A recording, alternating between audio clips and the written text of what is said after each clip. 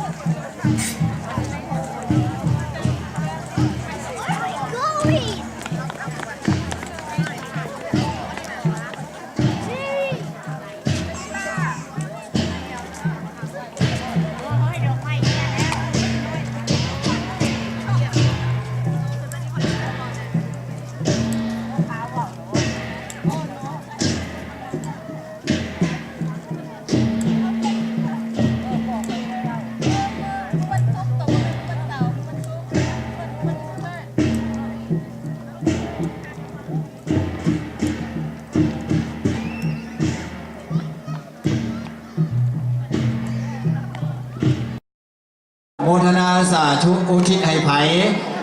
ให้ตัวเองให้ญาติพี่น้องหมู่คู่อย่างนี้นะอธิษฐานจิตนั่นแหละได้บุญแล้วเพื่อนไม่เอาเนาะแต่ถามว่าผู้ใดมีน้ำญาติการญาติน้ำการญาติน้ำเป็นเชิงสัญลักษณ์ให้รู้ว่า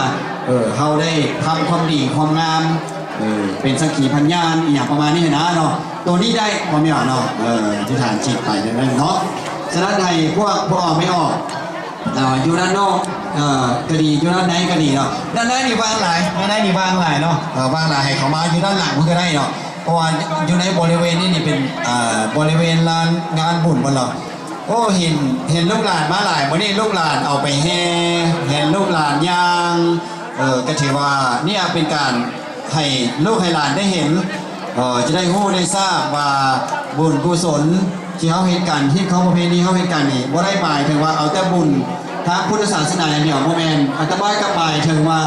ความรักแพงความสามัคคีความปกลงปลงใจเห็นโดนเห็นใจเข้าใจกันเนาะนี่คือวัตถุประสงค์ของวัดราชธรรมสัจจะของพี่น้องเนาะอยากให้คนรักแพงกันสามัคคีกันอุ้มลุ่มกันช่วยเหลือกันเนาะนี่เป็นท้าตัวนี้เพื่อจะได้เลือกเว้นเป็นมันจะว่าเป็นภาษาบาลีเนี่ยภาษาลาวเขาแดนเนาะมีเป็นช่วงไหนก็บอกในโมทนาทานกันเนาะ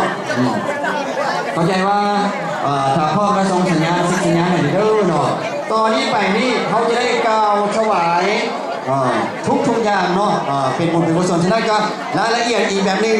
อีกที่หนึ่งจะมอบไม้ให้พอบุญฟุ้งเพื่อนได้ประกาศประชาสัมพันธ์อีกเทื่อนึงได้นะ บัดนี้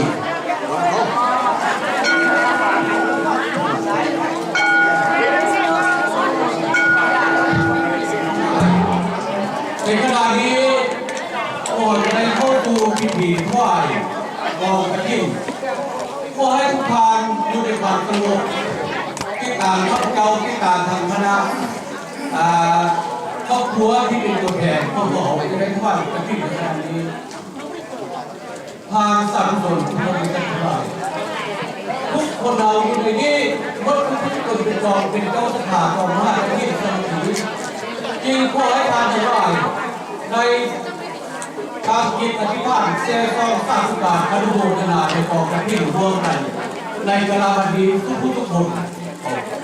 สาธุ